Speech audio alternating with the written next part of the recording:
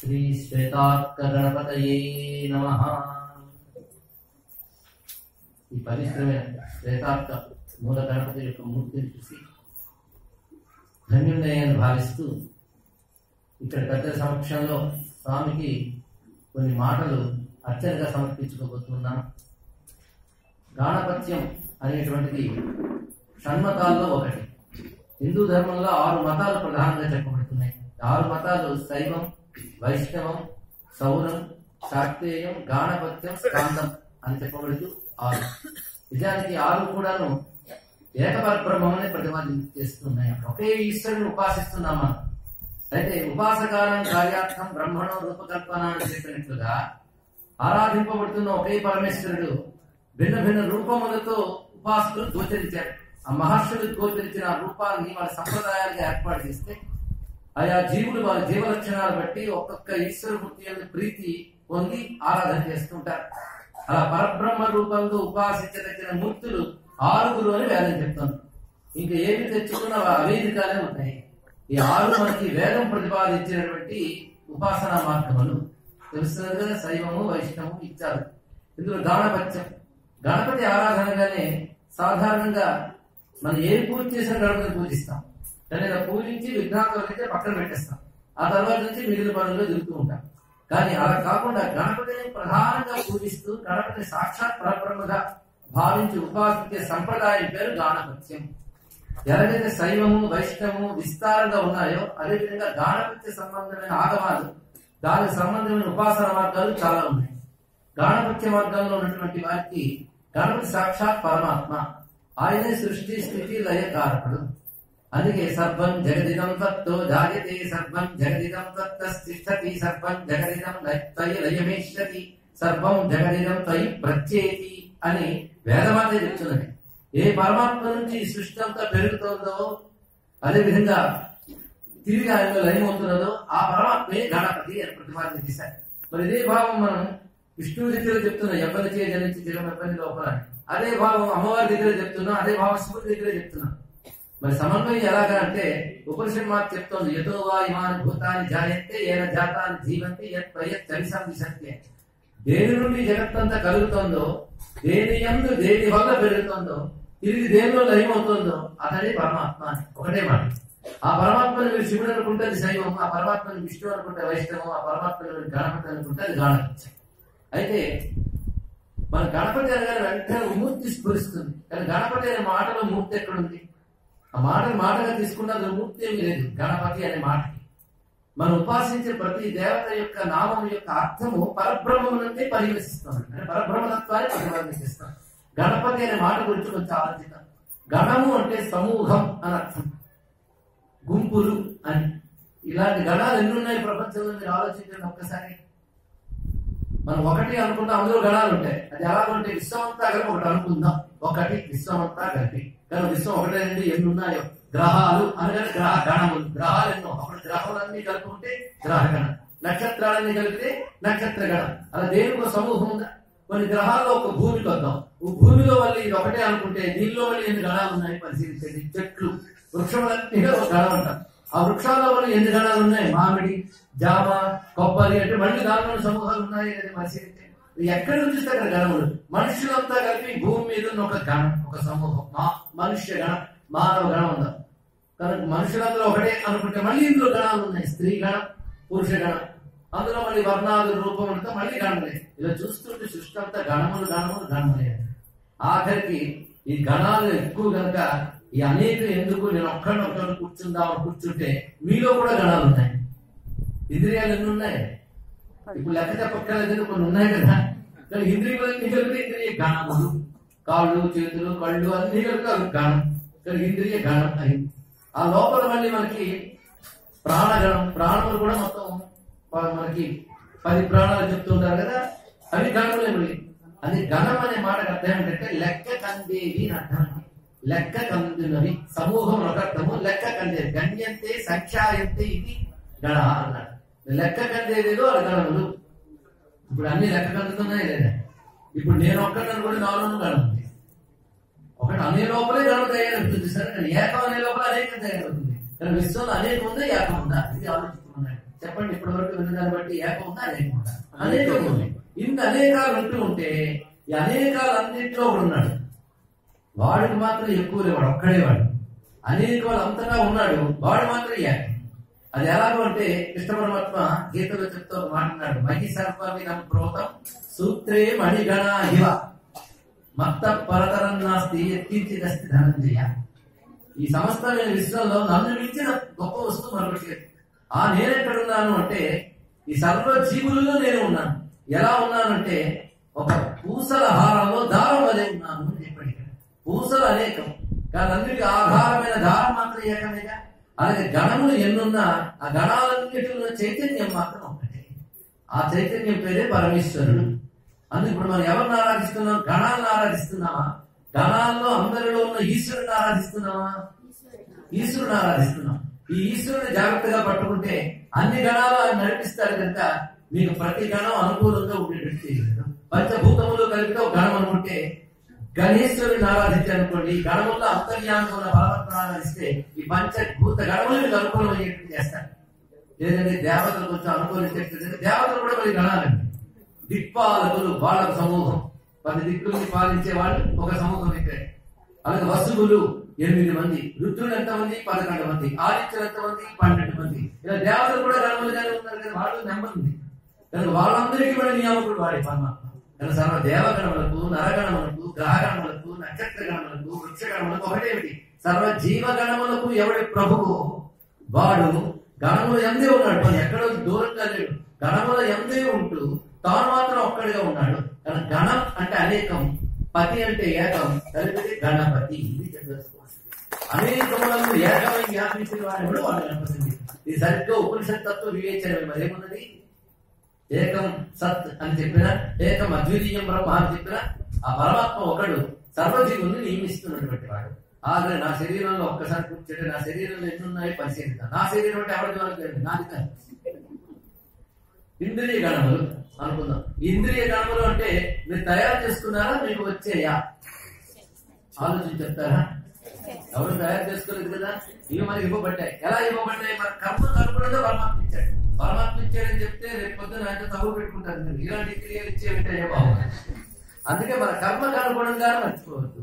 మన కర్మకి అనుగుణంగా, కర్మలకు అనుగుణంగా భగవానుడు ఇంద్రియాలను ఇచ్చాడు, ఇంద్రియాలకు శక్తిని ఇచ్చాడు. ఆయన ఇచ్చాడు కానీ మనం ఒక్కరు తయారు చేసుకోలేదు. అది తెలుస్తూనే ఉంది మనకి. ఆయన ఇచ్చాడు కనుక చూస్తున్నాం, ఆయన ఇచ్చాడు కనుక తింటున్నాం, ఆయన ఇచ్చాడు కనుక వింటున్నాం. ఇవన్నిటి ద్వారా ఆయన నడిపిస్తున్నాడు. ఆయన వీడికి అతీతంగానే ఉంటాడు, వీడికి నడిపిస్తూ ఉంటాడు. ఇంద్రియాలన్నీ గణములయ్యే కదా. ఇంద్రియాల గురించి మన యోగ శాస్త్రం ఏం చెప్తుందంటే, కంటికి సూర్యుడు, అది దేవత. చెవికి దిక్పాలకులు, నోటి యందు తడికి వరుణుడు, వాక్కుకి అగ్ని, అలాగే నాసికకి వాయువు, ఇక చేతులకి ఇంద్రుడు, కాళ్ళకి విష్ణువు. ఇలా ఒక్కొక్క ఇంద్రియానికి ఒక్కొక్క దేవతా శక్తి అధిష్టానంగా ఉంది అని చెప్తున్నారు.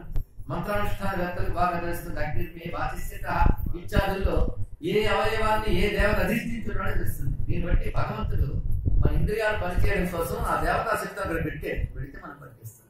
కానీ ఇంద్రియ గణములు అంటే ఏమిటి అర్థమైంది? దేవగణములు. ఇప్పుడు అర్థమైంది ఇంద్రియాలు ఎవరు? దేవగణములు. అయితే ఇంద్రియాలని నడిపే ఒకటి ఉన్నాయి మన లోపల. చూడు అని లోపల సజెషన్ వస్తేనే కన్ను చూస్తుంది, తినమని సజెషన్ ఇస్తేనే తింటాం. దాని పేరు ఏమిటంటే ఆలోచన. బుద్ధి శక్తులు అని అర్థం. బుద్ధి మనల్ని ప్రేరేపిస్తేనే మనం పని చేయగలం, బుద్ధి శక్తులు. కనుక రెండవది ఏమిటొచ్చి ఆలోచన శక్తులు అన్నాడు. అంటే ఇవి తెలివితేటలు అనమాట. అవి పనిచేస్తే ఇవన్నీ పనిచేస్తున్నాయి. ఇక్కడ సైన్స్ చదివిన పిల్లలు కూడా కనబడుతున్నారు. మెదడు ప్రేరేపిస్తేనే ఇంద్రియాలు పనిచేస్తున్నాయి కదండి. కనుక ఇంద్రియాలు దేవగణములు అయితే ఈ మెదడు ఆలోచనలన్నీ కూడా మేధాగణములు. ఈ రెండు పనిచేస్తే మీరు చేసేవేంటి? పనులు. ఈ రెండింటితో మనం చేసేవి కర్మలు, క్రియలు చేస్తున్నాం. అక్కడ ఆలోచనలు, ఇంద్రియ శక్తులు కలిపితేనే ఆచరణ అనేది జరుగుతుంది. ఈ మూడింటితో మనం పట్టుకలుగుతూ ఉంది. ఇప్పుడు ఈ మూడు అన్నాం కానీ ఈ మూడు ఎన్ని ఉన్నాయండి? ఇంద్రియాల బోరుడు, ఆలోచనల ఎన్ని చెప్పేదండి అంటారు. అలాగే పనుల పొద్దుట్ల నుంచి ఇప్పటివరకు ఎన్ని చేసామో ఇంకెన్ని చేయబోతున్నాము. కనుక పనులు ఎన్నో. కనుక ఇంద్రియాలు గణమలే, పనులు గణమలే, ఆలోచనలు గణమలే. కనుక ఇంద్రియాలను దేవగణాలంటే ఈ మేధావుల్ని కవులు అంటారు. అదేవిధంగా ఈ క్రియలు ఉన్నాయి, అవన్నీ కూడాను శాస్త్రం చెప్పినటువంటి యజ్ఞాది క్రియలన్నింటికి కూడా బ్రాహ్మణములు అనే పేరు. మంత్రములు, వేద చోదిత కర్మలు, వీటికి బ్రాహ్మణములు అనే పేరు. బ్రాహ్మణములు ఇప్పుడు ఈ మూడింటిని నడిపేవాడు ఉన్నాడు లోపల. వాడు గణానాంత్వ గణపతి. ఈ ఇంద్రియ గణములలో గణపతిగా ఉన్నాడు. అంతేగాని గణాల్లో ఒకడుగా లేడు. గుంపులో గోవింద అంటాం కానీ గుంపులో గోవిందుని తెలుసుకోవాలి. గుంపులో అంతా వ్యాపించిన గోవిందుడు ఉంటాడు. అలాగే మనం ఆయన వీటిల్లో ఒకటిగా లేడు, వీటన్నింటిలో ఒకటిగా ఉన్నాడు తెలుసుకోవాలి. వీటన్నింటిలో వ్యాపించేవాడు ఉన్నాడు. గణములకు పతి, మన ఆలోచనలకు పతి. కవి నా ఆలోచనలకి జ్ఞానశక్తి ఇచ్చినటువంటి వాడు ఆయన. అటువంటి మహానుభావుడే మన యొక్క కర్మలకు కూడా ప్రేరకుడై ఉన్నాడు. ఇది మనం యజ్ఞంలో చూసేటప్పటికైతే యజ్ఞంలో ఆరాధింపబడే వాళ్ళు దేవగణములు, అక్కడ మంత్రములన్నీ కవులు, అక్కడ చేసే యజ్ఞ కర్మలన్నీ బ్రాహ్మణులు. ఆ కర్మలకి, ఆ మంత్రములకి, ఆ దేవతలకి కూడా ఎవడు అధిపతో వాడు యజ్ఞేశ్వరుడైన వాడు. వాడి ముగ్గురికి అధిపతి. అందుకే అటువంటి వాడిని పిలుస్తున్నారు రావయ్యా. నీ కీర్తి ఎలాంటిదంటే పోల్చదగిన కీర్తి నీది అన్నారు. పోల్చదగిన కీర్తి అంటే ఎవరినైనా మనం గొప్పవాడు కావాలంటే రాముల్లా ఉండాలయ్యా, లేదా హరిశ్చంద్రుల్లా సత్యం చెప్పాలయ్యా, టెండూల్కర్లో క్రికెట్ ఆడాలయ్యా అనుకుంటాం. అవునా లేదా? అంటే ఒకడు గొప్పవాడు మనం పోల్చి చెప్తాం. అలాగా అందరూ పోల్చదగిన గొప్పవాడు ఉంటాడు. వాడు ఎవరైతే నువ్వే స్వామి అన్నారు. దేనిలోనైనా ఆయన నుంచి అన్ని రావాలి, ఆయన మించిన వాడు లేడు. అందుకే పోల్చదగినటువంటి కీర్తి మంత్రుల్లో నిన్ను మించిన వాడు లేడు కనుక ఉపవస్త్రవస్త్రమం అని మాట చెప్పారు. అటువంటి వాడు ఎలా ఉన్నాడంటే అందరికంటే పెద్దవాడు. ఈ గణాలు తయారవక ముందు ఆయన ఉన్నాడు. గణాలు తయారైన తర్వాత వాళ్ళలో అంతర్యామిగా ఉన్నాడు. ఈ గణాలు పోయినా ఉంటాడు కనుక ఎప్పుడు ఉండేవాడు. అందరికంటే పెద్దవాడు కనుక జ్యేష్ఠుడు. అంతేకాదు అన్నిట్లో ప్రకాశిస్తున్నాడు కనుక రాజు. రాజు అంటే ప్రకాశించేవాడు అని అర్థం. రెండు కలిపితే జ్యేష్ఠ రాజు అని అంటున్నాడు. దీనికంటే పెద్దవాడైనా అందులో ప్రకాశించేవాడు. అటువంటి స్వామిని ఆహ్వానిస్తున్నాం. రావయ్య నువ్వు ఆసీద, ప్రసీద లాగే ఆసీద, ప్రసీద. నువ్వు వచ్చి ఇక్కడ కూర్చో. ఎక్కడికి? సాధనం. సాధనం అంటే సదనస్య భావం సాధనం. మేము యజ్ఞం చేసే చోటుకు వచ్చి రావయ్య కూర్చో అని చెప్తున్నాను. అంటే నువ్వు వచ్చి కూర్చుంటేనే యజ్ఞంలో దేవగణములు, యజ్ఞంలో పనిచేసే మంత్రగణములు, ఆ యజ్ఞ రూపమైన క్రియాగణములు, వాడికి వాడే ద్రవ్యగణములు ఇవన్నీ ఫలిస్తాయి. వాటన్నిటికి నువ్వే నియామకుడైన పరమాత్మవు అని చెప్పి యజ్ఞానికి రమ్మంటాం ముందు. అప్పుడు ఆయన కూర్చున్నాక అప్పుడు యజ్ఞం ప్రారంభిస్తాం. అందుకే యజ్ఞారంభంలో సర్వ యజ్ఞపతి అయిన పరమేశ్వరుని ఆహ్వానించడమే గణానాం త్వా గణపతి భవామహే మంత్రంలో ఉన్నటువంటి విశేషం. ఎలా రావాలంటే ఊతి బిగి అంటే నీ సర్వ విధములైన శాసన శక్తులతో రా అని. నీ సర్వ విధములైన శక్తులతో, ఇదే మన సాధనం సావరణం సాయుధం అని చెప్పినట్టుగా సర్వవిధ పరివారాలతో వచ్చి ఇక్కడ కూర్చోవయ్యా. దాన్ని ఎక్కడ కూర్చో? యజ్ఞం చేసేటోళ్ళు. అనేది ఇంతవరకు మన ఇంద్రియ గణాలు, ఆలోచన గణాలు, కర్మ గణాలు ఎక్కడున్నాయి? శరీరం కదా. ఈ శరీరంతో మీ సత్కర్మలు చేస్తూ భగవద్ ప్రబుద్ధితో వేద చోదితమైన ధర్మకర్మలు చేస్తే ఈ శరీరమే సదనం. ఈ సదనంలో ఆయన కూర్చుంటే అన్ని క్షేమంగా జరిగితే క్షేమంగా జరిపిస్తారని ఇక్కడ పిలుస్తున్నామండి. ఆయన కొత్తగా పిలవాల లోపల ఉన్నవాడు ఆయన. అయినప్పటికీ లోపల ఆయన ఉన్నాడని స్పృహ మనకి లేదు. అది వచ్చింది బాధ. ఆ స్పృహ తెచ్చుకుని ఆయనకే పెత్తనం అప్పు చెప్తే ఆయన చక్కగా నిర్వహించి మన బతుకును బాగు చేస్తాడు. ఇది గణానాంత మంత్రంలో మనం సామాన్యంగా అర్థం చేసుకోవాల్సినటువంటి అంశం. ఇలాగ గణానాంతాలో పల్లవించినటువంటి గణపతి తత్వం అనేక మంది మహర్షులు, దేవతలు ఉపాసన చేసి ఆ ఉపాసన సిద్ధితో గణపతి యొక్క అనేక మూర్తులను చూశారు. మన ఒక్కొక్క ఋషికి గణపతి ఒక్కొక్క మూర్తిగా దర్శనమిచ్చాడు. ఒక్కొక్క మూర్తి ఒక్కొక్క విధమైన ప్రయోజనాన్ని కలిగిస్తాడు. అనేక మూర్తులున్న గణపతి అక్కడే. అనేక మూర్తులుగా ఆయన దర్శనం ఇచ్చినప్పుడు ఉపాసనా సాంప్రదాయంలో గణపతి ఉపాసనలు చాలా చాలా మనకు వచ్చాయి. కొంతమంది మహాగణపతి ఉపాసన అంటారు, కొందరు లక్ష్మీ గణపతి అంటారు, మరి కొంతమంది శ్వేతార్క గణపతి అంటారు, ఉచ్చిష్ట గణపతి, హరిద్ర గణపతి, క్షిప్ర గణపతి, నృత్య గణపతి, సిద్ధ గణపతి, విఘ్న గణపతి అంటూ గణపతి మూర్తులు చాలా చాలా ఉన్నాయి. మంత్రశాస్త్రంలో అయితే 32 గణపతి మూర్తులు ఉన్నాయి. 32 గణపతికి మూల మంత్రం, ధ్యాన శ్లోకం, అంగన్యాసం, కరన్యాసం, మూర్తి స్వరూపం వివరిస్తూ ఉన్నారు. వీటన్నిటికీ వేద ప్రమాణాలు కూడా ఉన్నాయి. వేదం అంగీకరించిన మతం కనుకనే దీనికి వైదిక మతంలో స్థానం ఏర్పడింది. కానీ గణపతి ఆగమాలు కూడా వేద ప్రమాణాన్ని స్వీకరించి మనకున్నాయి. ఆ మాట వస్తే వేదాల్లో మంత్రాలు ఎన్నండి మనం లెక్క పెట్టగలమా? ఎన్నోనండి అని నమస్కారం చేయడం. ఆకాశంలో నక్షత్రాలు ఎన్ని అని ప్రశ్నించినట్టు ఉంటుంది. అయితే మనం లెక్క చెప్పలేం కానీ వాటిలో లెక్క ఉంటుంది. మనం లెక్క చెప్పలేం. సృష్టిలో అన్నింటికీ లెక్క ఉంటుంది. మనకు మాత్రం లెక్క లేదు. ప్రవచనాలకు ముందే లెక్క పెట్టి కూర్చున్నా గంటని. అది దాడితే నేను ఉంటాను, ఇంకా దాడితే మీరు ఉంటారు. అందరూ వెళ్ళిపోవాల్సిందే. కానీ ప్రతి వారికి లెక్క ఉంటుందండి. అందరూ లెక్క కంటే వాళ్ళే. కానీ లెక్క కంటే వాళ్ళే గణాలు అంటారు. అది చెప్పుకున్నాం కదా. ఇక్కడ ఇంత గణం తయారయ్యాం. మనందరం లెక్క కందుతాం. ఎంతమంది వచ్చారండి? మీకు లెక్క పెట్టడం ఓపిక లేకపోతే చాలా మంది వచ్చారండి కానీ ఓపిక ఉంటే మీరు లెక్క చెప్పగలరు. 1,00,000 మంది వచ్చినా లెక్క ఉంది. మీరు లెక్క పెట్టలేక అసంఖ్యాకులు అంటారు. అసంఖ్యాకులు ఎవరు ఉంటాడు. నేను సంఖ్య చేయలేదు అంతే. కానీ సృష్టిలో అందరూ లెక్క కలుస్తారు. మన బతుకు లెక్క కలుగుతుంది. ఏదైనా ఒక లెక్కలో మనం పుట్టాం, డేట్ ఆఫ్ బర్త్, ఒక లెక్కలో పోతాం, డేట్ ఆఫ్ డాష్ చెప్పుకుంటే బాగుంటుంది. కానీ అప్పుడు వెళ్ళిపోవాల్సిన వాళ్ళు కానీ మన లెక్క ఉందా లేదని చెప్పండి. మన ఊపిరికి లెక్క ఉంది. ఒక రోజులో ఎన్ని ఊపిర్లు తీస్తాడో యోగశాస్త్రం లెక్క చెప్పింది. 21,600 అది లెక్కే. దీన్ని బట్టి చూస్తే అందరూ లెక్క కలుపుతారు. మరి బ్రహ్మదేవుడు 100 కల్పాలు అన్ని లెక్క చూసారా? అలాగే దేవతలు మన్వంతరాలకు మారిపోతుంటారు. వాళ్ళకి లెక్క ఉంది. అంటే ప్రతి వారికి లెక్క ఉంది. చీమ లెక్క చీమది, మన లెక్క మనది, మన లెక్క మనది, దేవతల లెక్క దేవత ఉంది. కానీ ప్రతి వాడి లెక్క కందేవాడు కదా. కనుక ప్రకృతి అంతా లెక్క కందుతుంది. లెక్కకే మరొక పేరు కాలం. కలయితామా లెక్క పెట్టే వాటిలో కాలాన్ని మించింది లేదు. కాలం మంచి అకౌంటెంట్ అండి. దాని దగ్గర ఉన్న లెక్క ఉంది, చాలా మంచి రికార్డు ఉంటుంది. ఎవరిది ఎప్పుడు టైం అయిపోయిందో దానికి తెలుస్తుంది. టైం అవడమే టైం కాదు, కాలానికి బాగా తెలుసు ఇక్కడ అని మనందరం కాలానికి అందేవాళ్ళం. ఈ కాలానికి మరొక పేరు విఘ్నం. ఇది ఉపనిషత్తుల్లో చెప్తున్నది. విఘ్నోయం కాల. కాలానికి మరొక పేరు విఘ్నం. అవునా? కానీ వినాలి మీకు అనిపిస్తూ ఉంటుంది. నేను గంట కల్లా ఆపేస్తాను. విఘ్నం వచ్చిందే లేదా? కాలం అంతే. అంటే ఏ కాలానికి ఏం జరగాలో ఇంకా మీరు వినాలని కూర్చుని అనుకుని నిద్ర వచ్చేస్తుంది. నిద్ర టైం.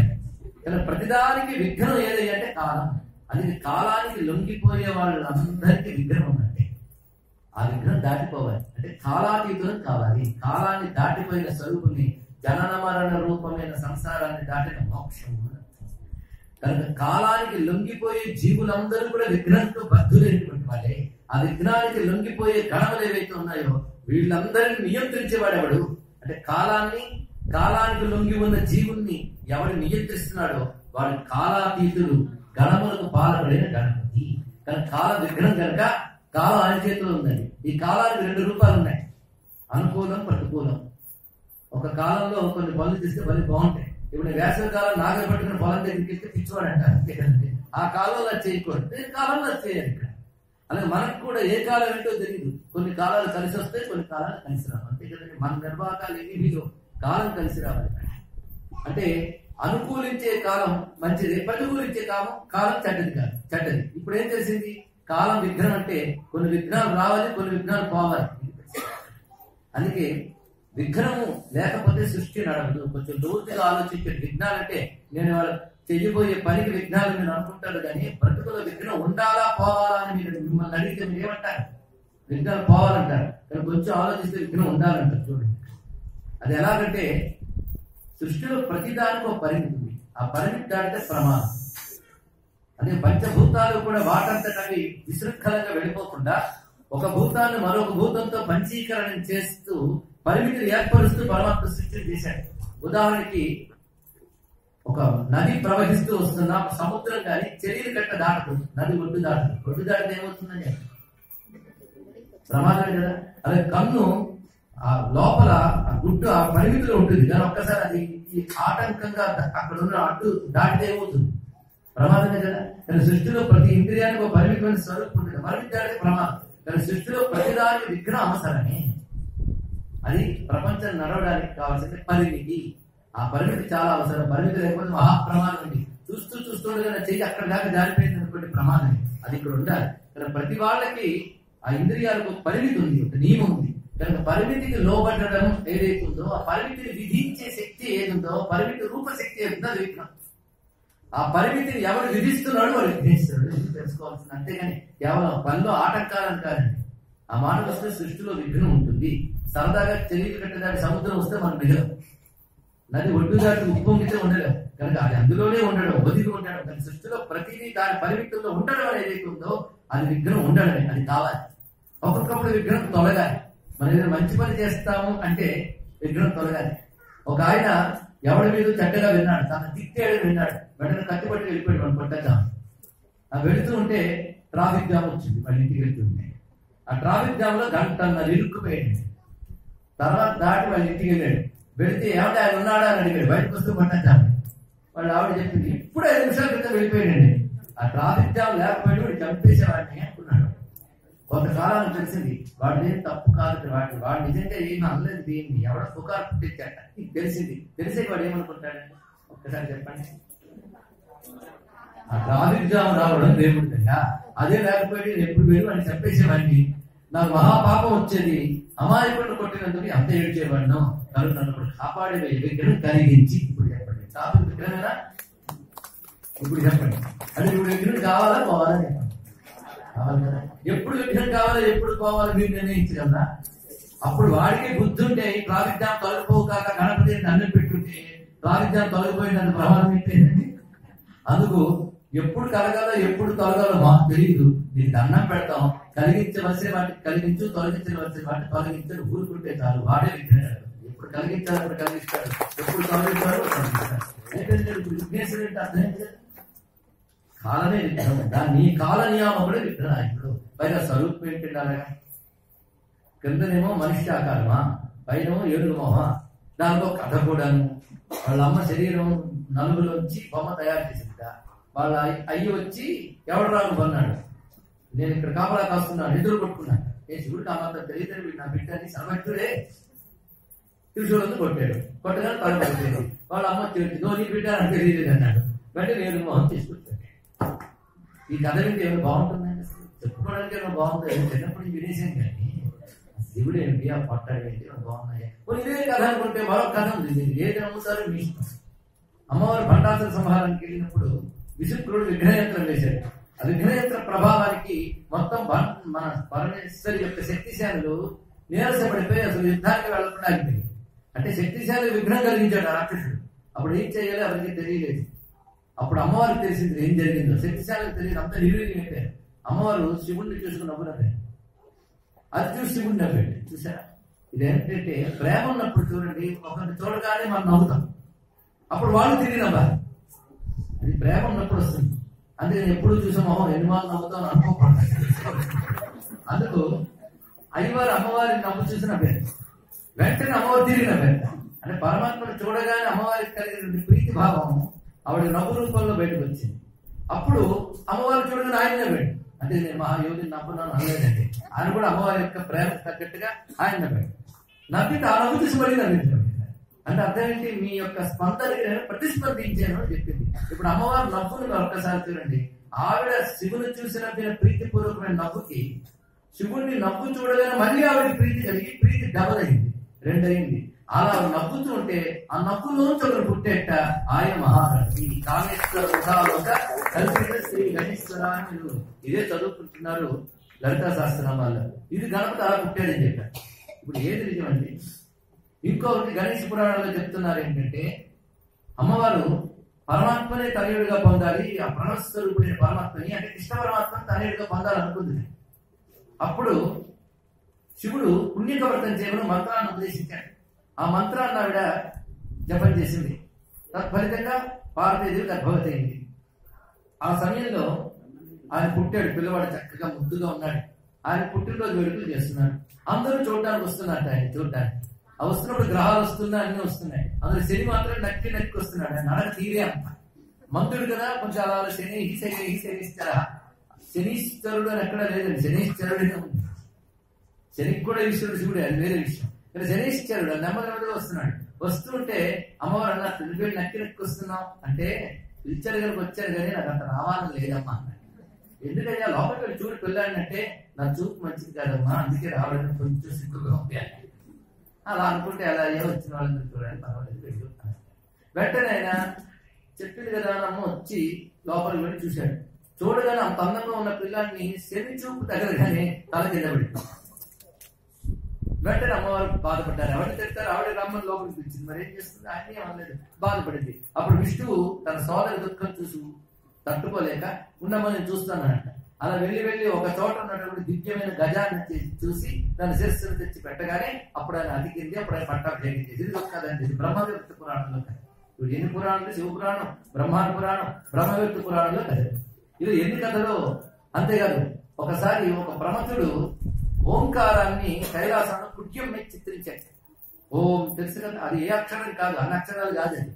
ఓం అది అమ్మవారు చూసి ఆ ఓంకారానికి ఆనంద పరశురాలే ఉంటూ ఉంటే ఆ ఓంకారం నుంచి ఒక తేజస్సు వచ్చి అమ్మవారి గర్భంలో ప్రవేశించి అదొక పుత్ర రూపం ధరించి వచ్చిందని అది ఓంకార రూపుడైన గణపతి కాదు.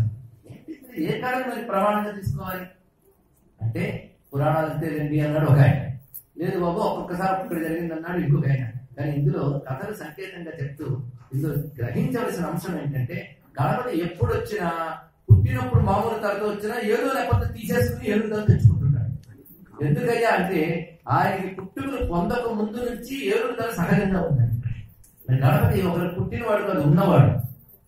అది ఎలాగంటే దీనికి ప్రమాణం మనకి స్కాంద పురాణంలో గణేశ ఖండంలో చెప్పబడుతున్నది. అది బ్రహ్మ వివర్తంలో మరొక చోట కూడా ఈ అంశం ప్రస్తావన చేయబడుతుంది. సృష్టికి పూర్వం అప్పుడే బ్రహ్మదేవుడు నారాయణుడు ఇచ్చినటువంటి శక్తితో సృష్టి చేయడానికి ఉద్యుక్తులు అవుతున్నాడు. కాబట్టి మనం ఒక పని చేస్తేనే విఘ్నం వస్తుందేమో భయంతో పూజలు చేస్తున్నాం చిన్న పనికే. మరి సృష్టి చేయడం అని పెద్ద పని పెట్టుకుంటే పనికి తగ్గ విఘ్నాలు ఉంటాయా లేదా చెప్పండి. ఎందుకంటే ఎవరి రేంజ్లో వాడి కష్టాలు పడుకుంటాయి. అది బ్రహ్మగారికి కూడా సృష్టి చేయాలనుకోగానే ఆయన కష్టాలు అనుకుంటారు. విఘ్నాలు రావడం మొదలెట్టాక ఈ విఘ్నాల నుంచి దాటడం ఎలాగా తెలియక మఠం వేసుకుని అప్పుడు ఆయన తెలిసిన మంత్రం ఒక్కటే, ఓమిత్యేదాక్షరం బ్రహ్మ. అది బ్రహ్మదేవుడు నోట్లుండి మొట్టమొదటి వచ్చింది ఓంకారం అని శాస్త్రం చెప్తుంది కదా, ఓంకారశ్చ అధశబ్దశ్చ అంటారు. అది మఠం వేసుకొచ్చిన ఓంకారాన్ని ఆయన జపం చేసుకుంటున్నాడు, ధ్యానం చేస్తున్నాడు. ఓంకారం ఎవరిని తెలియజేస్తుంది? సృష్టి స్థితి లయాత్మకుడే పరమాత్మని తెలియజేస్తుంది. నిరాకార నిర్గుణమైన పరమాత్మని తెలియజేస్తుంది. అతడే బ్రహ్మ విష్ణు రుద్రుడికి కూడా మూలమైన పరమాత్మ. అతన్ని చెప్తుంది ఓంకారం. ఆ ఓంకారాన్ని జపం చేస్తున్నాడు. చేస్తూ ఉంటే ఆ ఓంకారం క్రమంగా ఒక తేజోమయమైన రూపాన్ని ధరించింది. ఎందుకంటే మంత్రము కాంతి రూపం ధరిస్తుంది అనేది శాస్త్రం. ఆ ఓంకారం ఒక తేజోమయ రూపాన్ని ధరించింది. ఆ కాంతి పుంజం ఎదురుగా చూడగానే బ్రహ్మదేవుడు చూసి నమస్కారం చేస్తున్నాడు. ఏమిటా ఈ కాంతి పుంజం? వెంటనే కాంతి పుంజం ఒక రూపం ధరించింది. చక్కని వక్రతుండం, మంచి లంబోదరం, ఏనుగు ముఖంతో తరబడింది. వెంటనే బ్రహ్మదేవుడు చూసి సంతోషించాడు. స్వామి ఎవరు నువ్వు అని. నువ్వు ఏ ఓంకారాన్ని ధ్యానిస్తున్నావో ఆ ఓంకారం యొక్క ఆకారాన్ని నేను అన్నాడు. ఓంకారం యొక్క ఆకారాన్ని నేను. ఏమిటి నీ కష్టం? నీకు చెప్పాలా స్వామి? విఘ్నాలు వస్తున్నాయి, ఇతరులకు మంత్రం ఉపదేశిస్తున్నాను రా అని దగ్గరికి తీసుకుని మంత్రోపదేశం చేశాడు. ఒక్కొక్క వేదం నుంచి ఒక్కొక్క పాదం తీసుకుని 4 పాదముల మంత్రాన్ని ఉపదేశించాడు. రాయస్పోషస్య దాత ఋగ్వేదం, నిధి దాత అన్నదోమత ఇది వేదం, రక్షో గణో బలగనో సామవేదం, వక్రతుండాయ భూమ్ అధర్వణ వేదం. 4 వేదముల్లోంచి ఒక్కొక్క పాదం చెప్పుకున్న వక్రతుండ మహామంత్రాన్ని ఉపదేశించాడు. రాయస్పోషస్య దాత, నిధిదాత అన్నదోమత, రక్షోహనో బలగనో వక్రతుండాయు. ఇది చెప్పుకోవడమే కానీ చేసేద్దామని సిద్ధపడకూడదు. ఉపదేశం ప్రక్రియ ఇత్యాది ఉంటాయి. కానీ మహామంత్రం ఇది. ఈ 4 ఈ వక్రతుండ మంత్రం అంటే ఇదండి. ఆ వక్రతుండ మహామంత్రాన్ని ఉపదేశించాడు. వెంటనే గణపతి నుంచి ఉపదేశం పొంది బ్రహ్మదేవుడు ఆ మంత్రాన్ని జపం చేశాడు. దానితో ఆయన్ని చుట్టుముట్టిన వక్రాలన్నీ తొలగించాట. ఇప్పుడు చూడండి, వక్రతుండ గణపతి రూపంలో ఇంతవరకు ఆయన ఆకారానికి తగ్గ నామం ఒక్కడు దొరకలేదు. ఇప్పుడు దొరికింది మనకి. వక్రతుండ అంటే ఏమిటి? ఊరికి నన్నేయడం కాదమ్మా, అర్థం తెలుసుకోండి. అప్పుడు అర్థమవుతుంది మన అద్భుతమైన హిందూ మతంలో ఉంటే. వంకర కలిగిన తొండము వాడు. అది తొండ వంకరగా ఉంటుంది కదా. వక్రతుండ అంటే ఏమిటి? వంకర కలిగిన తొండము వాడు.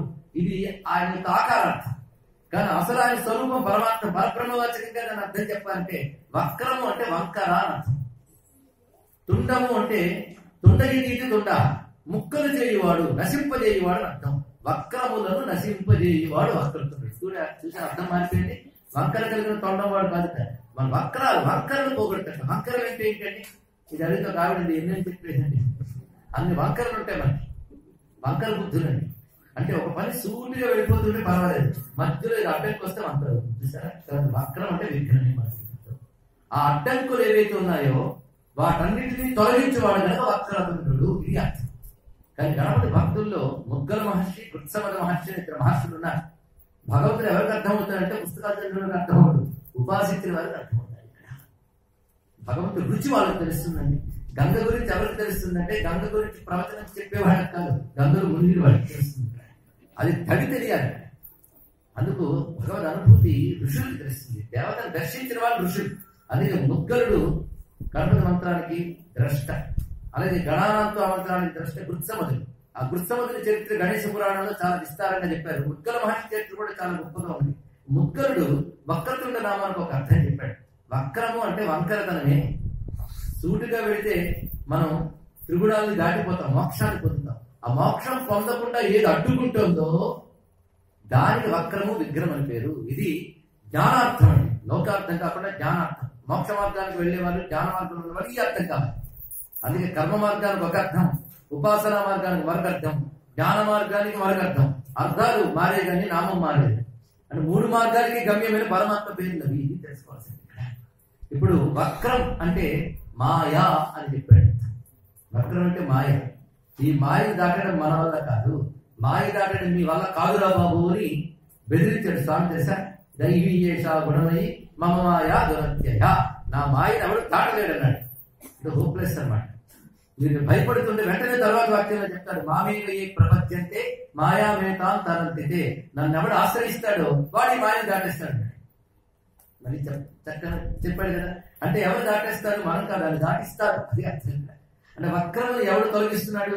ఈశ్వరుడు. కానీ మాయతో ఆక్రమించబడిన మనం ఆయన ఆశ్రయిస్తే ఈ మాయను తొలగించి దానికి కావలసిన చిత్తశుద్ధిని, జ్ఞానాన్ని ప్రసాదించి ముక్తులిస్తున్నాడు కనుక వక్రమైన మాయను తొలగించేవాడు వాడు మాయా తీర్థుడు, మాయా నియామకుడు, వక్రతుండు. ఇది అర్థం.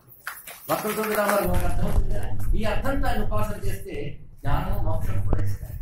అది గణపతి అనగానే విఘ్ననాశకుడు, గణపతి, అలాగే వక్రమును తొలగించేవాడు. ఇన్ని తెలిసాక గణపతిని తప్ప ఇంకొని పూజించకూడదు అనిపిస్తుందా లేదా? అనిపిస్తే చాలా సంతోషం. కానీ ఎవరిని పూజించినా గణపతిని పూజించకూడదు అని తెలుసు కదా. గణపతి కాదు కానీ నాకు విష్ణు భక్తి ఉంది, అవునా? అయితే ముందు గణపతి పూజ చేయి, తర్వాత విష్ణు పూజ చేయి. లేదంటే శివారాధన, అవునా? అయితే పూజ గణపతి మళ్ళీ చెప్పచ్చు. చూసారా?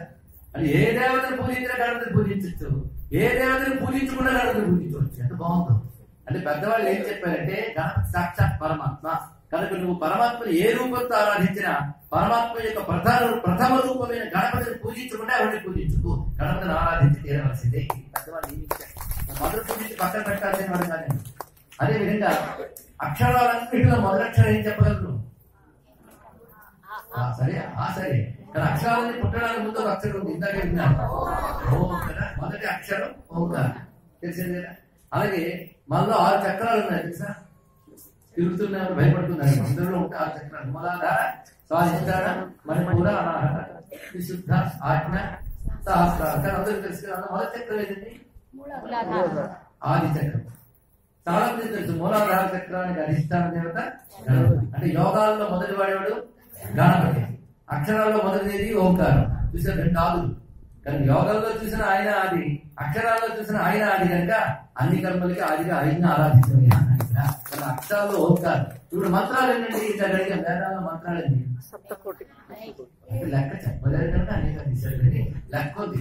7 కోటి మహామంత్రాలు ఉన్నాయి. 7 కోట్ల మంత్రాలు. నెంబర్ వచ్చింది. అంటే 7 కోట్ల మంత్రాలకి కలిపి ఏం పేరు పెట్టాలి? గణం. అంటే మంత్ర గణం. కానీ వేదంలో విశేషం ఏమిటంటే ఏ మంత్రం చెప్పినా ప్రణవం కలపకుండా మంత్రం చెప్పకూడదు, లేకపోతే మంత్రం పనిచేయదు. కానీ ముందు ఓంకారం అని తర్వాత వేద మంత్రం అంటాం మనం. కానీ 7 కోట్ల మంత్రములు గణమైతే వాటన్నిటికీ ప్రథమంగా ఉన్న ఓం ఇవ్వాలి, గణపతి అవ్వాలి. కానీ 7 కోట్ల మంత్ర గణములకు పతి ఓంకారం గణపతి. అలాగే నీ శరీరంలో ఉన్న 7 చక్రముల గణములకు పతి ఉన్నటువంటి వాడు ఎవడు? వాడు మూలాధారం. ఇన్ని చక్రాలకి ఆయన ఆధారం ఉంది. అంటే నా పసలో ఉన్నాను కాదు, ఆధారంలో ఉన్నాను. ఆయన లేకపోతే కుండలని తీగ పైకి పాకదు. ఆయన ఆలవాలో ఉన్న పాలుగా ఉన్నాడు. చెట్టుకి మూలం ఎంత అవసరమో కుండలిని అనబడి తీగకి గణపతి అంత అవసరం. వాడు బాగుంటే నీళ్ళు నడిపి తీగ పైదాకా పాకుతుంది. కానీ యోగంలో మొదటివాడేవాడు మూలాధార గణపతి, అక్షరంలో మొదటిదేవుడు ఓంకార రూపుడైన గణపతి. కనుక అన్నిటికీ ఆది ఆయనే కనుక ఆదు పూజ్యం గణాధిపతి మొట్టమొదటి ఆయన ఆరాధిస్తున్నారు. కనుక గణపతిని ఆరాధిస్తున్న ప్రతిసారి ఈయన సర్వదేవతలకి సర్వ జీవగణములకు నియామకుడై అంతర్యాముగా ఉన్న ఏకరూపమైన పరమేశ్వరుడైన భావం ఉండాలి. ఆయన కాలాన్ని నియమిస్తున్నాడు, మాయను నియమిస్తూ మనం నడుపుతున్నాడు. ఆయన దేన్ని నియమిస్తున్నాడు? ఆ మాయకి కాలానికి లొంగిపోయి మనం ఉన్నాం. కనుక ఆయన గారిని పట్టుకుంటే ఈ రెండింటి నుంచి మనం దాటిస్తాడు. ఇది గణపతి నామం ద్వారా మనకి గ్రహించవలసింది. పైగా ఈ ఏడుగు ముఖం ఎందుకు వచ్చింది తెలిసింది కదా. మొట్టమొదటి ఆ రూపంతో వచ్చాడు కనుక తర్వాత ఎప్పుడు ఆయన అవతరించాలనుకున్నా ఏదో కాలధర్మాలను ప్రకృతి ధర్మాలను అనుసరించి మానవపాలనతో వచ్చినా తన తొలి ముఖం ఏదోలా తెచ్చేసుకుంటున్నాడు. అది ఇక్కడ అది ఇందులో ఉన్న పరమాత్మ. ఆయన అసలు గజాననం కనుక ఆ రూపంలో కనబడతాడయ్యా అని చెప్పారు. గజాననం కేవలం ఆ ఓంకార తత్వాన్ని తెలియజేస్తుంది అని చెప్తూ ఓంకారాకారమే గజాననం. ఈ రహస్యం మొత్తం తెలుసుకుని ప్రణవస్వరూప వక్రత నిరంతరం నిటల చంద్రఖండం నిజవామకర విదుతేక్షు దండం కరాపూజపాస బీజాపూరం కలుష విదూరం భూతాధారం హరాది గురు దోషిత బింబం హంసధ్వని భూషిత హేరంబం వాతాపి గణపతి బలీహం అన్నారు ముత్తుస్వామి దీక్షితుల వారు. అది ఇప్పుడు గణపతి స్వరూపం ఏంటో తెలిసింది కదా. మొదటి నుంచి అది ఆ మార్పు వస్తే పార్వతీ పరిస్థితి పెళ్లి చేసుకున్నప్పుడు గణపతి పూజ చేసుకుని పెళ్లి చేసుకున్నారు. విచిత్రమైన విషయం. గణపతి అప్పటికి ఎక్కడున్నాడండి అంటే అప్పటికి ఉన్నాడనమాట. ఆ గణపతే ఆ పార్వతీ పరిస్థితి తనయుడుగా అవతరించాడు. ఇందులో విశేషం ఏంటంటే వాళ్ళ అమ్మేమో శరీరం ఇచ్చింది, ఆ తల తీసేసి అయ్యా తాను తల పెట్టాడు. ఇప్పుడు గణపతి చూడండి, కంఠం నుంచి పాదం వరకు అమ్మ ఇచ్చిన ఒళ్ళు, కంఠం పైన అయ్యవారు పెట్టి తల, రెండు కలిపితే పైన శివుడు కింద శక్తి కలిపి శివశక్తి ఇస్తుంది గణపతి. ఇలా చూడాలి. ఈ విషయానికి నరాకారో మాయ గజాకార పురుష ప్రకృతి పురుష అభేదాత్మక ధరో గజానన స్పష్టంగా నిర్వచనం మాట్లాడబడుతున్నది. ఆ క్రిందనంతా మాయాశక్తి అంటే ప్రకృతి, ఆ పైన పురుష స్వరూపం. ఆ ప్రకృతికి కూడా చైతన్యాన్ని ఇచ్చే పరమేశ్వరుడు ఎవడో వాడు పురుషుడు. అందుకే ఆయన తలపెట్టాడు, ఆవిడ ఒళ్ళు ఇచ్చింది. రెండు కలిపి అంటే కేవలం ప్రకృతితో గాని కేవలం పరమేశ్వరుడితో గాని సృష్టి నడవదు. ఆ ప్రకృతి పురుషాత్మకమైనదే సృష్టి. అంటే సమస్త విశ్వం యొక్క స్వరూపమే గణపతిలో మనకు కనబడుతుంది. అది గణపతి విశ్వరూపుడు. ఎందుకంటే శివశక్త్యాత్మకమైనటువంటి విశ్వం అంతా ఆ రూపంలో మనకు కనబడుతుంది. ఇక్కడ ఇలా చూడగానే ఎక్కడ మనకి ఆ కథలో చెప్పిన అంతరార్థం గమనించినా ప్రకృతి పురుషాత్మక తత్వమే గణపతిని చెప్పడానికై ఆయన గజవదనంతో భాషించడానికి నాంతర్యం. ఎందుకంటే మీ పిల్లల్ని ఎవడో అడుగుతాడు, ఏమంటే ఇలాంటి కథలు ఎక్కడైనా వింటారంటే వాళ్ళ నాన్న కొట్టేశాక శివుడు అంటే చైల్డ్కి వెళ్ళారు, ఇలా చెప్పిన వాళ్ళు ఉన్నారని అందుకే చెప్తున్నాను. మనకి ఎలా పోయి అంతరార్థాలు తెలియదు, పిల్లలకి చెప్పలేం. వాడు స్కూల్కి వెళ్ళి పాడైపోయి ఇంటికి వస్తారు. కానీ ముందు మీకు తెలిస్తే మీరు చెప్తారు. కానీ శివుడు సర్వజ్ఞుడు అని తెలియదు. వాళ్ళు లీలారచనగా గణపతి తత్వాన్ని ఇలా మనకు ఆవిష్కరించారు. గణపతి అంటే ఇప్పుడు మనం గ్రహించవలసిన స్వరూపం ఆ గజాననం ఈశ్వర తత్వము, ఆ క్రింద శరీరం అంతా ప్రకృతి తత్వము, ప్రకృతి పురుషాత్మక తత్వమే గణపతి యొక్క స్వరూపము. అందుకే ఒక గణపతిని పూజిస్తే తల్లిని తండ్రిని కూడా పూజించారు. అందుకే ఆదిశంకరుడు ఒకసారి సంచారం చేస్తూ అఖిలాండేశ్వరి మందిరం కూడా ఉందండి. తిరుచిరాపల్లి దగ్గర జంబుకేశ్వర క్షేత్రంలో ఉంటుంది. అక్కడ అమ్మవారి విగ్రహంలో ఉగ్రకళ కనబడుతుంది. ఆవిడ సర్వాభిష్టప్రదాయిని, సర్వజ్ఞులు కలిసి శంకరుడికి అది ఉగ్రమైన పరమాత్మ స్వరూపంగా ఆరాధన చేశారు. వచ్చేస్తున్నారు. ఊళ్ళో వాళ్ళు ఆదిశంకరుడిని ప్రార్థన చేశారు. స్వామి అక్కడ ఆ స్వరూపం చూస్తే భయం వేస్తుంది, అమ్మవారు ఉగ్రకళలతో ఉన్నారు, ఎదురుగా నిలబడలేకపోతున్నాం అంటే అని మందహాసం చేసి అయితే నన్ను ఏం చేయమంటారు, మిమ్మల్ని చూస్తుంటే మంచి వర్చస్సుతో కనబడుతున్నారు, మంత్రం వచ్చేసి అమ్మవారి ముఖంలో శాంత కళలు తీసుకురండి అన్న. వెంటనే శంకరుడు చిరునవ్వు నవ్వి ఆయన మంత్రం ఏం చేయలేదు. అమ్మవారి ఎదురుగా గణపతి విగ్రహాన్ని ప్రతిష్ఠ చేశారు. పెట్టిన వెంటనే అమ్మవారి ముఖంలో ఒకసారి శాంతం పిల్లవాడిని చూడగానే. దీన్ని బట్టి శివుడు పార్వతి మనల్ని చల్లగా చూడాలంటే వాళ్ళ అబ్బాయి మనం భక్తిగా చూసుకుంటే చాలు, వాళ్ళిద్దరు చూసేస్తారు. అంత చక్కని కథ చెప్పారు. అంటే శివశక్తుల అనుగ్రహం కావాలంటే వాళ్ళ అబ్బాయిని చక్కగా చూసుకోవాలి. మన ఇళ్లలో కూడా తెలుసండి. మీ ఇంటికి ఎప్పుడు పక్కింటి ఆవిడ వచ్చి కాఫీ కప్పుకొచ్చి పోతూ ఉంటుంది. ఇలాంటి అనుభవాలు ఉంటాయి కదా. అప్పుడు మీరు ఇస్తారు, ఎందుకంటే రేపు మీకు అవసరం ఇస్తే ఇస్తుంది. ఇంకే ప్రేమలు పెద్ద పెద్ద అభిమానాలు కావు, ఒక అవసరాలు తెచ్చుకుంటాయి. అలా ఒక ఆవిడ పాపం కాఫీ కోసం పక్కింటికి వెళ్ళింది. బంధువులు వచ్చి పడ్డారు, కాఫీ లేదు, నిండుకుంది. రాగానే అక్కడ టెక్నిక్ ఉంటుంది కాఫీ అడగడంలో. వాళ్ళ ఇంట్లో పిల్లలు ఉన్నారు అనుకోండి, వాళ్ళు బుద్ధి చేయాలి. ఏమా మీ అబ్బాయా, పేరేంటమ్మా, అప్పారావు, ఎంత మంచి పేరు అనాలి ఒకసారి. అలా అని బుక్క పులికితే ఆ తల్లి సంతోషించి ఏంటమ్మా అంటే కాఫీ పొడి కావాలి మీ గ్లాస్ అంటే చిన్న గ్లాస్ ఏం సరిపోతుందమ్మా, నా దగ్గర ఇస్తానే అంటుందని. పిల్లాన్ని ముద్దు చేయగానే తల్లి అర్థం చేసి చూసారా, అది గణపతిని ముద్దు చేయగానే ఆ పార్టీ పర్మిషన్ అలా అనుభవిస్తారని ఆ పిల్లవాడు గణపతిని గట్టిగా పట్టుకుంటే దానికి ఏం అక్కర్లేదు. తమ గణపతియో విస్మరతి లోకే సంతతమ భాగ్యో మధ్యతి సశోకే అన్నారు. తన గణపతులను భక్తిపరంగా జ్ఞానపరంగా పరిశీలించిన ఒక పరిపూర్ణ తత్వం కనబడుతుంది. అదే గణపతి ఉపాసనా సంప్రదాయంలో విస్తారమైన వాంగ్మయం ఉందండి. గణపతి తాపిని ఉపనిషత్తు అని 4 అధ్యాయాలతో గణపతి యొక్క తత్వ రహస్యాలు ఉంటాయి. ఒక ఆయన శుక్లాంబరం విష్ణు శిశవర్ణించిన పూజ శ్లోకం పట్టుకుని ఇది గణపతి కాదు విష్ణువుది అన్నాడు. ఇందులో విష్ణువు ఉంది. లేదయ్యా అందులో గణపతి గురించి చెప్పారంటే ఎక్కడైనా ఏడుపు ముఖం స్వరూపం ఉందో చెప్పండి. అందులో లేదు కనుక అది విష్ణువుదే. అది గణపతిని దండం పెట్టిన వాళ్ళు కూడా శుక్లాంబరధరం విష్ణు చదువుకుంటూ ఉంటారు. వాళ్ళకి తెలియదు కానీ పూర్తిగా గణపతి. అది గణపతిని ఎలా చెప్తారంటే గణపతి తాపనీయ ఉపనిషత్తు చదివినే చెప్పగలరు. అందులో సరిగ్గా ఇందాక మనం వర్ణించాం కదా బ్రహ్మదేవుడికి కనబడ్డాడని, ఆ ఘట్టం గణపతి తాపనీయ ఉపనిషత్తులో ఉంది. ఆ ఘట్టం తీసుకుని స్కంద పురాణంలో అదే కథగా చెప్తారు. వేదాల్లో ఉన్నదే పురాణాలు ఉంటాయి. తాపనీయ ఉపనిషత్తులన్నీ అధర్వణ వేదానికి యజుర్వేదానికి అనుబంధంగా ఉన్నటువంటివి. అవి ప్రమాణములు కావడానికి మనకు అధికారం లేదు. దాని నిండా వేద మంత్రముల భావం ఉంటుంది. మొత్తానికి బ్రహ్మదేవుడికి మొట్టమొదటి కనిపించిన స్వరూపం ఎలా ఉందంటే శుక్లాంబరధరం శశివర్ణం అని అక్కడ రాసింది. అది చదివితే ఈ శ్లోకం ఎవరిదో తెలియదు. తెల్లని రంగుతో కనబడ్డాట. శుక్లాంబరధరం విష్ణు. విష్ణు అంటే సర్వవ్యాపకుడు. ప్రసన్నవదనం. ప్రసన్నవదనం అంటే ప్రసన్నో కరటీముఖ అని శాస్త్రం. ప్రసన్నం అంటే ఏడుగు వదన అని ప్రసన్నవదనం అంటారు. కానీ ప్రసన్నవదనం అంటే ఏమిటి? ఏడుగు వదనం స్పష్టంగా కనబడుతుంది. కానీ శుక్లాంబరధరం విష్ణువులో చెప్పబడినటువంటి వాడు సాక్షాత్ మహాగణపతి గజవదనుడు అని మనకి గణేష పూర్వతాపిని ఉత్తరతాపిని ఉపనిషత్తుల్లో చెప్పబడి విశేషం ఉంది. ఎన్ని మంత్రాలు ఉన్నాయి అందులో గణపతి విశ్వరూపం ఉంటుంది. అత్యద్భుతం. సర్వ జగత్తు ఆయనలో కనబడుతుంది. సర్వ జగత్తు శివశక్త్యాత్మకమే కదా, గణమేగా. విశ్వం అంటేనే గణం కాదండి. ఎన్నో గణాలు ఉన్నాయండి విశ్వం. ఇన్ని గణాలు కల్పిస్తే చెప్పారు మహాగణం. మహాగణానికి పట్టి ఆయన కనుక మహాగణపతి నమస్కారం చేసుకోవాలి. ఇక్కడ ఏమున్నది? ఇక్కడ ఇలా మనం పరిశీలిస్తుంటే గణపతి భార్యలందరూ మళ్ళీ ప్రశ్న ఇందాక చూసామంటే సిద్ధి బుద్ధి. ఇంకోటి ఉన్నాయి గణపతికి ఇంకో భార్య ఉంది సిద్ధలక్ష్మణ్ ఒక్కరే. ఆయన ఒళ్ళో కూర్చుంటుంది. శక్తి గణపతి మనం పూర్తి చేస్తుంటారు. అందుకే పురాణాలు నమ్మకూడదండి. ఒక్కొక్కరు ఉన్నాడు ఆయన చదవడం చేత కాక. అసలు గణపతికి భార్య అంటే మన లోకంలో లాగా ఒక మొగుడు పిల్లలని కాదండి. మనకు అలా చెప్తే అర్థం కాదు కనుక అలా చెప్పారు. గణపతి ఏ కార్యమైన సిద్ధింపజేస్తాడు కదా. కార్యం సిద్ధించాలంటే ఎలా చేయాలో బుద్ధి ఉండాలి కదా. కానీ కార్యం సిద్ధించడానికి రెండు శక్తులు ఉన్నాయి, సిద్ధి బుద్ధి.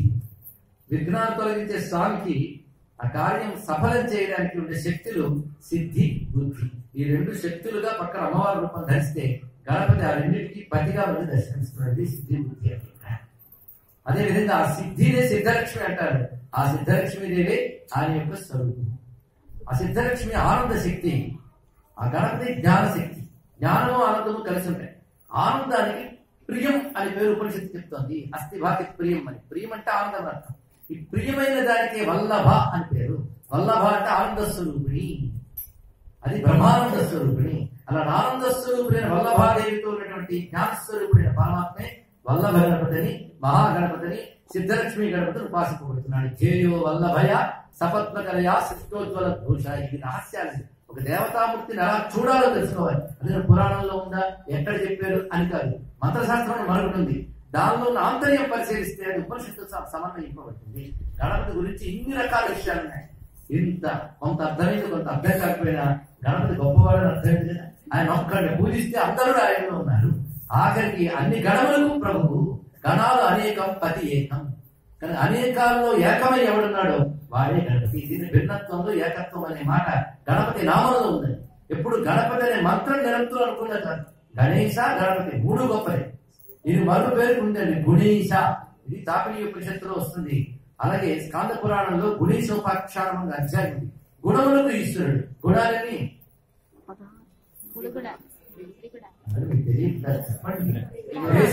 సత్వ రజస్తమో గుణాలు. ఇవి కూడా మీ పిల్లలకు చెప్పలేదా? అది మీరు సిగ్గుపడాలి, మీ పిల్లలు సిగ్గుపడాలి. ఇంత అజ్ఞానంతో బతుకుతున్నారు. త్రిగుణాలు ఉంటాయి, సత్వ రజస్తమో గుణాలు, మూడు గుణాలు అందరిలో ఉంటాయండి. ఉన్నవే చెప్తున్నాను ఏంటి కదా. ఈ మూడు గుణములతో గణాలన్నీ తయారవుతాయి. ఈ మూడు గుణాలు ఎవరు నియమిస్తున్నాడు? గుణేశుడు అని చెప్పాడు. అది గుణములకు ప్రభువు, గుణేశుడు, గణేశుడు రెండు కూడా చెప్పబడుతున్నాయి. గణములకు గుణములకు కూడా పురమైన వాడు. గుణములు కూడా మూడు అంటే అవి గణములే, ఎక్కడంటే కదా అవి గణములే. మూడు గుణాలనే గణములకు ప్రభు అయిన వాడు గణేశుడు. గణేశ గణపతి అనే పేరు నిరంతరం మంత్రంలా అనుకుంటే కానీ ఏ భక్తలేదు. గణపతి గణపతి గణపతి. అప్పుడు అనేకంలో ఉన్న ఏకమేవుడో తెలుసుకున్నారు. ఎంత చక్కని నిర్వచనం చూస్తున్నారు. కానీ ఎంత అనేకత్వాన్ని చూస్తున్నా ఏకత్వాన్ని దర్శించాలంటే గణపతి నామం ఒక్కడే మనకి శరణ్యం. అది మహామంత్రంగా పనిచేస్తుంది. అంతేకాదు గణపతి భక్తి చాలా సులభం చెయ్యాలి. కానీ దానికి ఉండవలసింది ఏంటంటే నిష్కపటమైన నమ్మకం, ప్రేమ. దానితో సులభం ప్రసన్నుడు. ఆయనకి మరొక క్షిప్ర గణపతి అంటే వెంటనే అనుగ్రహిస్తాడ. కేసులు పెండింగ్ పెట్టడే వెంటనే పూర్తి చేసిస్తాడు. భక్తితో నమస్కారం చేయాలి. పైగా ప్రసన్నం చేసుకోవాలంటే ఏం కష్టపడక్కర్లేదు, గరిగిపోత వేస్తే చాలు లొంగిపోతాడు. అంత ప్రసన్నంగా అనుగ్రహిస్తాడు. పూజ ఏం కష్టం కాదు, మట్టి ముద్ద తెచ్చితే చాలు అనుగ్రహిస్తాడు. అయితే ఇలాంటి గణపతి ప్రధానంగా శ్వేతార్కంలో పూజించడం కూడా ఒక పద్ధతి కనుక తెల్ల జిల్లేడుకో శక్తి ఉంది. అర్కము సౌరశక్తిని గ్రహించడంలో గొప్ప విశేషం. అంతేకాదు మనం ఊపిరి ఎన్ని తీస్తామంటే ఇవాళ ఉదయం నుంచి రేపు ఉదయం వరకు ఆరోగ్యవంతమైన మానవుడు 21,600 ఊపిరి తీస్తాడు. ఈ లెక్క కూడా యోగశాస్త్రం చెప్పింది. అందులో ఏ ఊపిరికి ఏ దేవత అధిపతులు కూడా చెప్పేశారు. సూర్యుడు ఉదయించిన దగ్గర నుంచి 40 నిమిషాల సమయం ఉషత్కాలం అంటారు. ఆ సమయంలో మన ఊపిరిలో 600 వస్తాయి. ఈ 600 ఊపిరికి అధిపతి గణపతి కనుక ఆ సమయం గణపతి ధ్యానంలో ఉండడం మంచిది అంటారు. ఆ సమయంలో సూర్యమండలంలో ఉన్నటువంటి ప్రాణశక్తి దేవతలకు మరుద్గణములు అంటారు. ఆ మరుద్గణములకి ప్రభు అయినటువంటి సూర్యతత్వాన్ని మరుద్గణపతి అంటారు.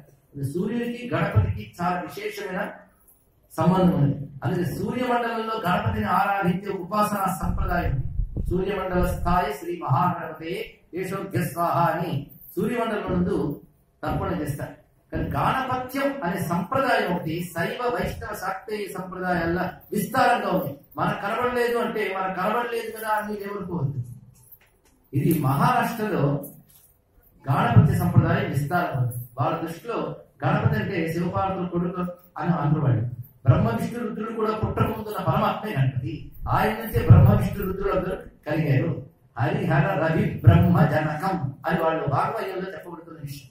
అలాంటి వాడు అక్కడ మోర్గాం అని పూణేకి దగ్గరలో గణపతి పీఠం ఉంది.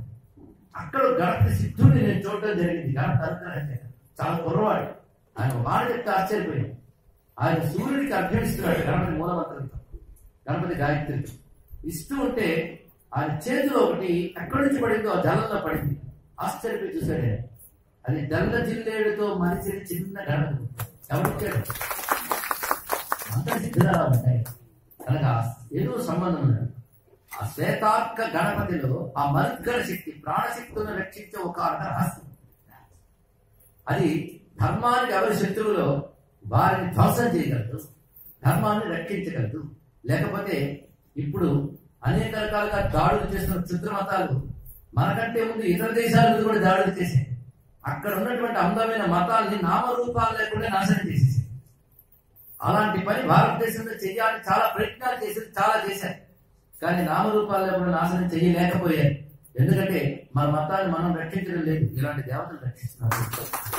ఇలాంటి ఆలయాలు, ఇలాంటి మంత్రాలు, ఇలాంటి యంత్రాలు పెట్టడం వల్ల ఆ గణపతి శక్తి ప్రసరిస్తూ ఉంటుంది.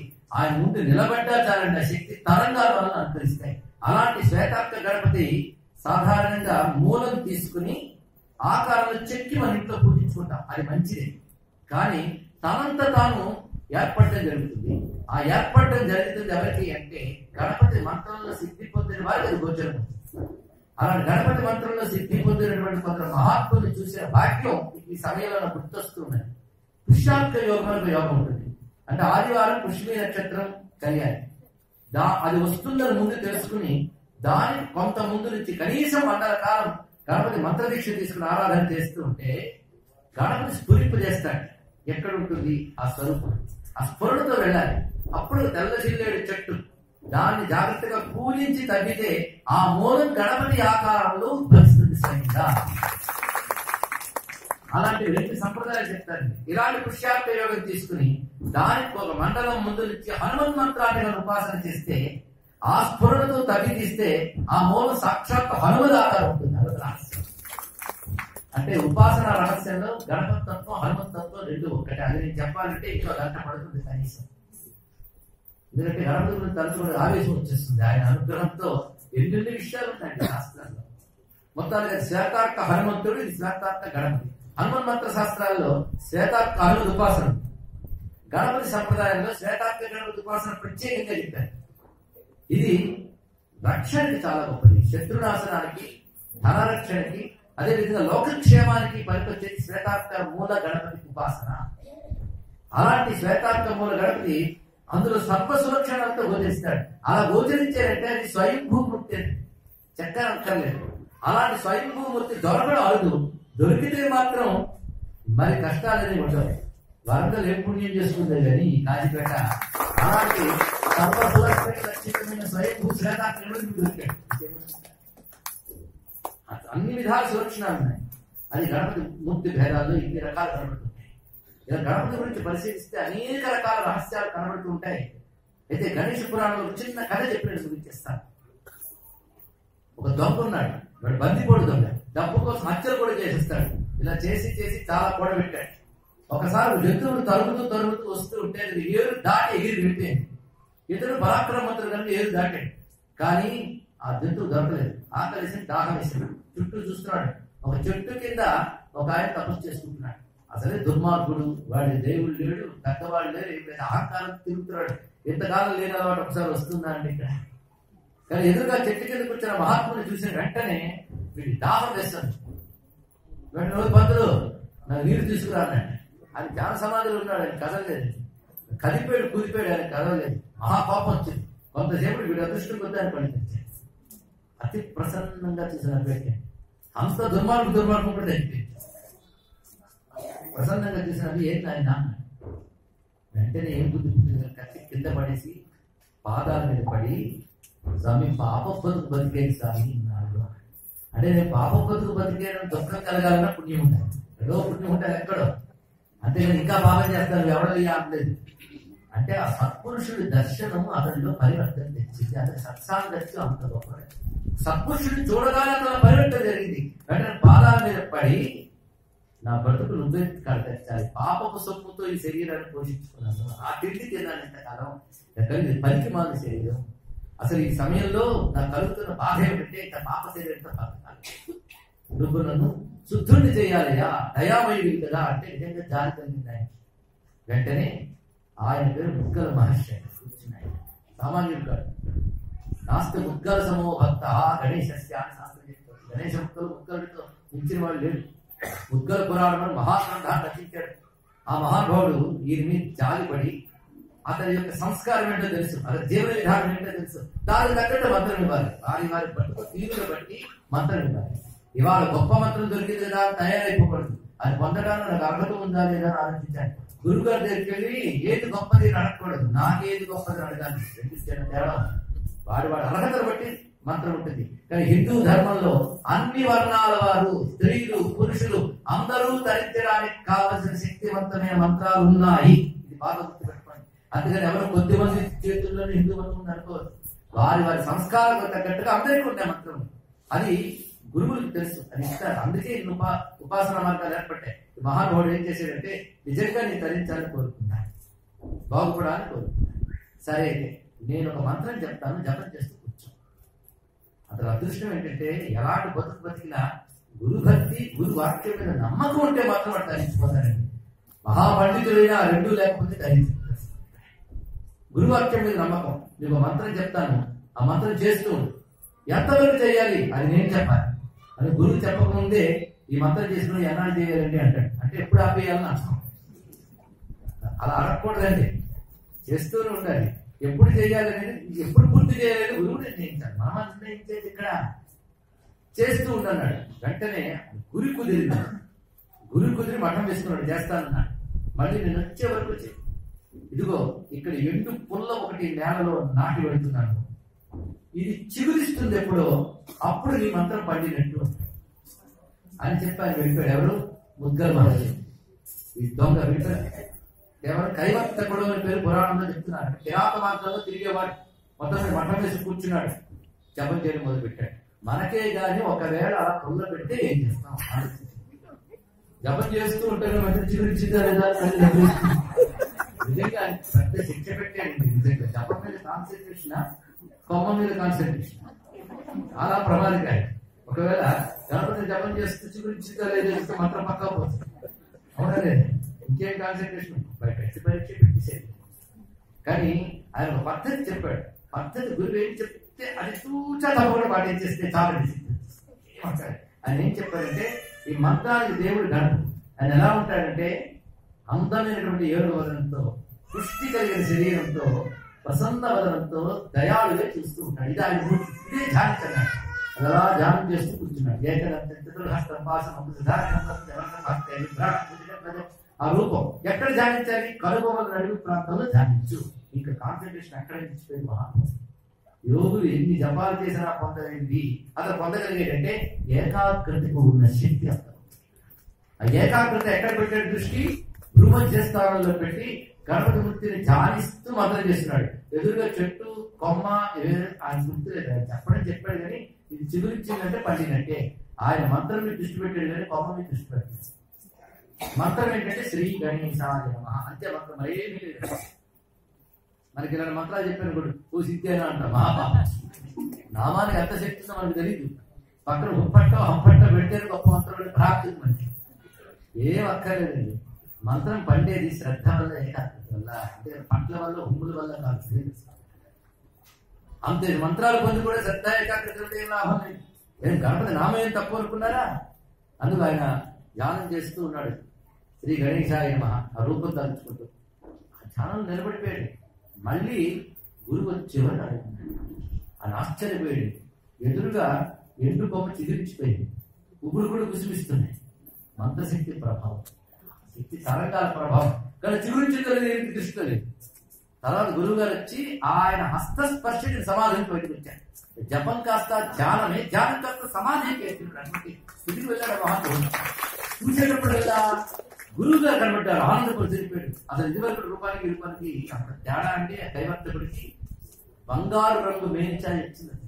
మహావర్చస్వి, ఆ కళ్ళలోంచి తేజస్సు. గురువు గారు ఒళ్ళు పొలకించింది. ఇలాంటి శిష్యుడు దొరకడం నా అదృష్టం. వెంటనే నువ్వు ఎంత భాగ్యవంతుడు అంటే నువ్వు ఎప్పుడు గురు మధ్యంలోనే ధ్యానం చేయడం చేత నీకు తెలియకుండా ఆ కనుమలు నడిమి ప్రాంతంలో ఒక తుండము తయారు ఒక దర్పణాన్ని చూపించాడు. ఆయన యొక్క గురు మధ్యంలో ఒక శుండం అంటే తుండం, అది కనబడింది. అంటే గణపతి అనుగ్రహించి అక్కడ స్వయం ప్రకటితం అయిపోయాడు గురు మధ్యస్థానంలో. అప్పటి నుంచి ఇంతవరకు నీ బతుకేమో కానీ ఇకపై నీ బతుకు వేరయ్యా, పుట్టలో వచ్చిన వాల్మీకి తయారైపోయింది. నీకు ఒక పేరు పెడుతున్నాను ఇక్కడి నుంచి, పురుషుడి అని నామం చేస్తున్నాను అన్నాడు. అది పురుషుడి మహర్షి. ఆయనకి అనేక మంత్రములు దర్శనమిస్తాయి. ఋషుడికి మంత్రములు దర్శనమిస్తాయి. అప్పుడు మంత్ర దర్శనలు అవుతారు. ఋష్యత్వాన్ని పొందాడు మహానుభావుడు. ఆ పురుషుడి గాణపత్యంలో ప్రధానమైన మహర్షిగా అక్కడి నుంచి అద్భుతమైన సంప్రదాయాన్ని ఏర్పాటు చేశాడు. ఇది గణపతి అనుగ్రహం. ఎంత సులభం చూడండి. గురువు మీద భక్తి, గురి, ఈ రెండింటితో గణపతి నామం పట్టుకుని ఆరాధన చేస్తే ఎంత సిద్ధుడి మహర్షి అయిపోయాడు. ఎవడు? ఒక దారి కాచేటటువంటి బందిపోటు దొంగ. కనుక నీ గతం బతుకు ఎలా ఉన్నా పశ్చాత్తప్తుడి గణపతిని శరణి వేడితే తప్పకుండా ధరించుతావు అనేది కథ ద్వారా తెలుసుకుంటుంది. ఇప్పటి వరకు చెప్పుకున్న దాని సారాంశం, విశ్వమంతా గణమైతే దాన్ని శాసించేవాడు గణపతి. మనందరి కాలానికి లోబట్టాం కనుక పరిమితి విధించేది విఘ్నం. అందులో ప్రకృతి కాలం దానికి లోబడి వాడు. అదేవిధంగా ప్రకృతిని కాలాన్ని ఎవడు నియమిస్తున్నాడో వాడు విఘ్నేశ్వరుడు, వాడే గణపతి. అతడు శివశక్తులు ఏకస్వరుడు. అతని సృష్టి ఆదరించి ఉన్నటువంటి వాడే. భక్తులను అనుగ్రహించడం కోసం ఆయా కార్యముల విగ్రహం కలిగినప్పుడు ఒక్కొక్కసారి ఒక్కొక్క రూపంలో వచ్చాడు. ఆఖరి లలితమ్మ యుద్ధం చేసినప్పుడు ఆవిడ విగ్రహం కలిగితే మహాగణపతి రూపంలో వచ్చాడు. శివుడు త్రిపురాసుర సంహారం చేస్తున్నప్పుడు ఆయన విగ్రహం కలిగితే ఆయన ధ్యానాన్ని కూర్చున్నట్టు 5 ముఖాలతో ఎవరు? శివుడు. పంచముఖుడే ధ్యానం చేస్తుంటే ఒక్కసారి ఆయన నుంచి ఏదో బయటకు వచ్చినట్టు అనిపించింది శివుడికి. ఏమిటా చూశారు? 5 ముఖాలు కనబడుతున్నాడు. నేనే ఎదురుగా కనబడుతున్నానా అనుకున్నాడు. చిన్న తేడా ఏంటంటే 5 ముఖాలు. ప్రతి ముఖానికి 3 కళ్ళు. నెలవంక ఎర్రని వాడు సింహం మీద కూర్చుంది. కాబట్టి సాధారణంగా సింహం 7 కుంభస్థలం మీద కూర్చుంది. కానీ 7 ముఖం వాడు సింహం మీద కూర్చున్నాడు. ఈ స్వరూపం పేరు హేరంపద. అది విశేషం. శివస్య సన్నిధం రమ్మతి క్రీడత ఇది హేరమ్మ అన్నాడు. శివుడు ఎదురుగా కూర్చొని ఆడుకుంటూ కనబడ్డాడు. వెంటనే శివుడు చూసి ఆశ్చర్యపరచని నమస్కారం చేశాడు. అప్పుడు ఆయన ఉద్దేశించి సహస్రనామ స్తోత్రం చేశాడు శివుడు. అదే గణేశ సహస్రనామ స్తోత్రం. అప్పుడు స్వామి ఇప్పుడు వెళ్ళి త్రిపురాసురు సంహరిస్తామని అంటున్నాడు. అప్పుడు శివుడు త్రిపురాసురు సంహారం చేశాడు. వాళ్ళ అమ్మకేమో భండాసుర సంహారంలో సహకరించాడు, నాన్నకేమో త్రిపురాసుర సంహారంలో సహకరించాడు. అలాగే విష్ణువు మన హిరణ్యకశిపుడు మొదలైన వాడిని సంహరించడానికి వెళ్ళినప్పుడు ఆయన అడుగు చేసుకున్నాడు. కానీ ప్రతి దేవతకు ఒకరేమిటండి, ఎవరైనా సరే అది వాగీశాత్యాగ సమనస సర్వార్థానాం ఉపక్రమే యమునత్వా ప్రతిపత్యాస్తుతం. కనుకనే ఎవరిని దండం పెట్టాలన్నా గణపతిని దండం పెట్టాలి. గణపతి దండం పెట్టుకుంటే అందరి దేవతల్ని దండం పెట్టుకుంటే, ఎందుకంటే అన్ని సమూహాలకి ఏకనీయాముడు. ఈ తత్వ దృష్టిలో గణపతిని ఆరాధించండి. కనుక వాళ్ళు చెప్పుకున్న కథలో గణపతి, విఘ్నేశ్వర మొదలైన వాటిని జ్ఞానపరమైన అర్థం చెప్పుకుంటూ అటువంటి స్వామి శివశక్తులు ఏకరూపుడైన ప్రస్తావన చేసుకుంటూ సులభంగా ఆయన నామం జపం చేస్తే చాలయ్యా తప్పకుండా సిద్ధి లభిస్తుంది అని గణపతి దగ్గర చెప్పుకున్నాం. విస్తారమైన గణపతి తత్వంలో గంట సమయంలో ఎంత చెప్పుకోవాలో అంత చెప్పుకొని మాత్రం ధన్యులయ్యాం. అటువంటి మహాగణపతి పార్వతి నమస్కరిస్తూ స్వస్తి.